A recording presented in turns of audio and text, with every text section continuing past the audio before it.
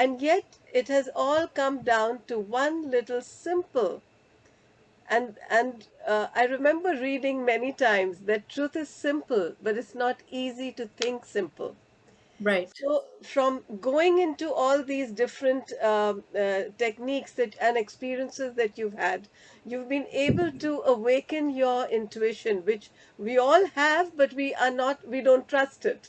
Is the We don't trust that trust it. you're, The yes, key thing is learning to trust the intuition, trust you your know? own Yeah. intuition, of course, to be Yeah. aware of it and then to trust it, and that's what you're going to show. And then the thing I want you to just say is your mission. I loved the way you had voiced your mission. Please tell all of us your mission. Well, when I first started going on YouTube, I had an inner voice say, you need to write down what it is that you want, that you're trying to accomplish. And I didn't want to say it publicly, but part of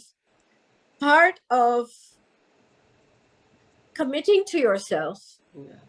is to say it, write it, say it. So you don't go back on your own word and what you've chosen that you want to do, right? Yeah. And I was feeling very shy to do it, but I had an inner calling that I should do it, you know.